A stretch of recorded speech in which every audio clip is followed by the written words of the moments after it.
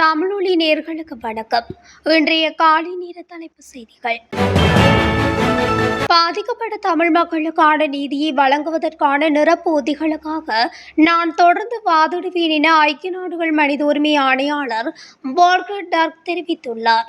தமிழ் அரசியல் கட்சிகளும் தமிழ் சிவில் சமூகத்தினரும் மத தலைவர்களும் ஐக்கிய நாடுகள் மனித உரிமை ஆணையாளருக்கும் மனித உரிமை பேரவையின் உறுப்பு நாடுகளுக்கும் ஐக்கிய நாடுகள் செயலாளர் நாயகத்திற்கும் அனுப்பி வைத்த கடிதத்துக்கு எழுதியுள்ள பதில் கடிதத்திலே அவர் இவ்வாறு குறிப்பிட்டுள்ளார்.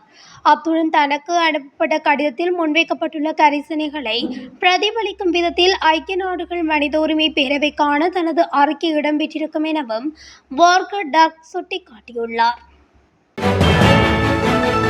யாழ்ப்பாணம் செம்மணி பகுதியில் மனித புதைகுழிகளில் இருந்து புதன்கிழமை புதிதாக 5 எலும்புக்கூட்டு தொகுதிகள் அடையாளம் காணப்பட்டுள்ள நிலையில் ஏற்கனவே அடையாளம் காணப்பட்ட மனித எலும்புக்கூட்டு தொகுதிகளில் 3 முற்றாக அகழ்ந்தெடுக்கப்பட்டுள்ளது. எலும்புக்கூட்டு தொகுதியொன்று நேற்றைய தினம் செவ்வாய்க்கிழமை செருப்புடன் அடையாளம் காணப்பட்ட நிலையில் குறித்த எலும்புக்கூடு அகழ்ந்தெடுக்கப்பட்டுள்ளதுடன் இடுப்பில் தாயம் ஒன்றுடன் எலும்புக்கூடு தொகுதியொன்று அகழ்ந்தெடுக்கப்பட்டுள்ளது. புதைகுழியில் மீட்கப்பட்ட செருப்பு, தாயம், காசு, அதேவேளை செருப்பு, தாயம், காசு உள்ளிட்ட சான்று பொருட்கள் புதைகுழிகளில் இருந்து மீட்கப்பட்ட நிலையில் அவை நீதிமன்ற கட்டுக்காவலில் வைக்கப்பட்டுள்ளது.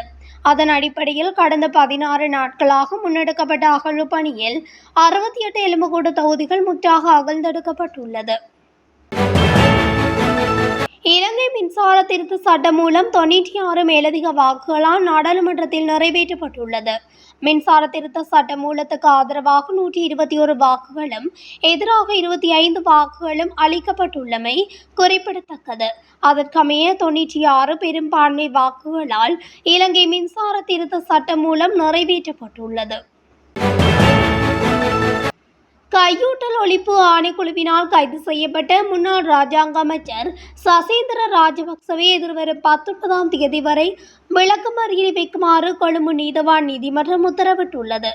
அரசு அதிகாரிகளுக்கு அழுத்தம் பிரயோகித்து முறைகேடான வகையில் அரசாங்கத்திடமிருந்து நட்டஈடு பெற்ற குற்றச்சாட்டில் அவர் நேற்று காலை கைது செய்யப்பட்டுள்ளார்.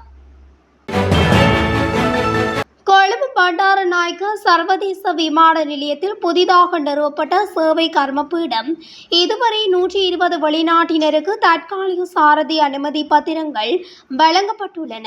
சுற்றுலாத்துறையை மேம்படுத்தவும் வெளிநாட்டு சுற்றுலா பயணிகளுக்கு ஏற்படும் சிரமத்தை குறைக்கவும் வெளிநாட்டினருக்கு சாரதி அனுமதி பத்திரம் வழங்கும் முயற்சி அறிமுகப்படுத்தப்பட்டது. 24 மணி நேரமும் செயல்படும் சேவை கவுண்டர் தகுதியுள்ள வெளிநாட்டினரின் விசாக்களின் செல்லுபடியாகும் காலம் மற்றும் ஏற்கனவே உள்ள சாரதி அனுமதி பத்திரங்களின் அடிப்படையில் தற்காலிக சாரதி அனுமதி பத்திரங்களை வழங்க உதவுகிறது. தற்காலிக அனுமதி பத்திரத்தின் செல்லுபடியாகும் காலம் 2 முதல் 5 மாதங்கள் வரை இருக்கும் என்று மோட்டார் போக்குவரத்து திணைக்களத்தின் ஆணையர் ஜெனரல் கமல் அமர்சிங்க குறிப்பிட்டுள்ளார். கொடுத்த கடன் தொகையை வாங்க சென்ற இளைஞன் கூறிய ஆயுதத்தால் தாக்கப்பட்டதில் உயிரிழந்துள்ளார். நாவல போலீஸ் பிரிவின் நிகுல பகுதியில் நேற்று இந்த தாக்குதல் சம்பவம் இடம்பெற்றுள்ளது. தாக்குதலில் படுகாயமடைந்த இளைஞர் வைத்தியசாலையில் அனுமதிக்கப்பட்ட நிலையில் உயிரிழந்துள்ளார். கடனாக வழங்கப்பட்ட 75,000 ரூபாவை வசூலிக்க சென்ற போது இந்த கொலை இடம்பெற்றுள்ளது. சம்பவத்தில் தம்புள்ளை களுந்தேவ பகுதியைச் சேர்ந்த 23 வயதானவர் என தெரிய வந்துள்ளது. இந்நிலையில் சம்பவம் தொடர்பில் நிகுல பகுதியைச் சேர்ந்த 41 வயதுடைய சந்தேக நபர் கைது செய்யப்பட்டுள்ளதுடன் போலீசார் மேலதிக விசாரணைகளை முன்னெடுத்துள்ளனர். கொழும்பு கொம்பனி தெரு போலீஸ் நிலைய சார்ஜென்ட் ஒருவரை தடுப்பு காவலில் வைத்து விசாரிக்க நீதிமன்றம் அனுமதி வழங்கியுள்ளது.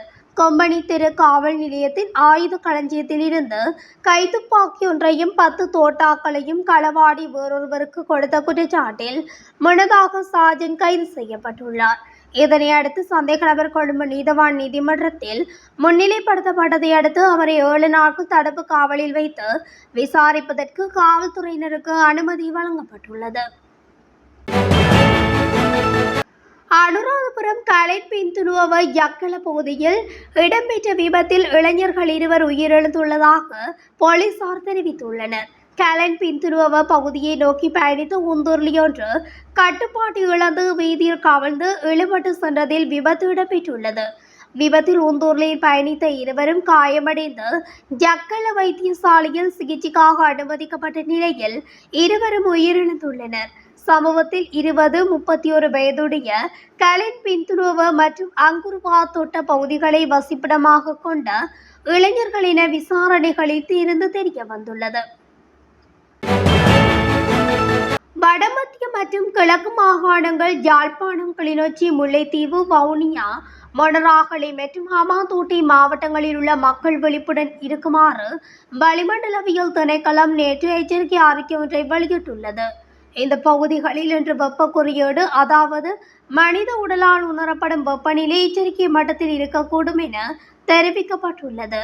மக்கள் வெப்பத்தால் ஏற்படும் உடல்நல பாதிப்புகளை தவிர்க்க தேவையான முன்னெச்சரிக்கை நடவடிக்கைகளை மேற்கொள்ளுமாறு வானிலை ஆய்வுத்துறை அறிவுறுத்தியுள்ளது. மண்மேடொன்று சரிந்து விழுந்ததில் அதில் புதையுண்ட 5 காயங்களுடன் மீட்டெடுக்கப்பட்டுள்ளதாக மஸ்கெலியா போலீசார் தெரிவித்துள்ளனர். மஸ்கெலியா சாமிமலை பிரதான வீதியில் பனியன் பாலத்திற்கு அருகிலுள்ள ஒரு வீட்டின் மீது இடிந்து விழுந்த மண்மேட்டின் கீழ் புதைந்திருந்த 5 பேரை அப்பகுதி மக்கள் மீட்டு வைத்தியசாலையில் அனுமதித்துள்ளனர். நாட்டில் மிகவும் சீரற்ற காலநிலை காரணமாக மஸ்கெலியா பகுதியில் பெய்த கனமழையால் வீடொன்றின் மீது பாரிய மண்தட்டு சரிந்து விழுந்துள்ளது. மண்மேட்டின் கீழ் புதையுண்டிருந்த 5 மீட்டு மஸ்கெலியா மாவட்ட வைத்தியசாலையில் அனுமதித்துள்ள நிலையில் சிகிச்சை பெற்று வருகின்றனர். மாவனல்ல பகுதியில் வீட்டின் பின்புறத்தில் இருந்து பெண் சிசுவின் சடலம் ஒன்று நேற்று மீட்கப்பட்டுள்ளதாக தெரிவிக்கப்படுகிறது. கண்டி டங்கொல்ல பகுதியில் வசிக்கும் நபர் ஒருவரின் ரகசிய தகவலை தொடர்ந்து இந்த சடலம் கண்டெடுக்கப்பட்டுள்ளது. கண்டி போலீசார் உடனடியாக சம்பவ இடத்துக்கு சென்று விசாரணைகளை மேற்கொண்டனர். கடந்த ஜூலை மாதம் 31ஆம் தேதி மாவனல்ல பகுதியில் உள்ள ஒரு உறவினர் வீட்டில் தனக்கு குழந்தை பிறந்துள்ளது.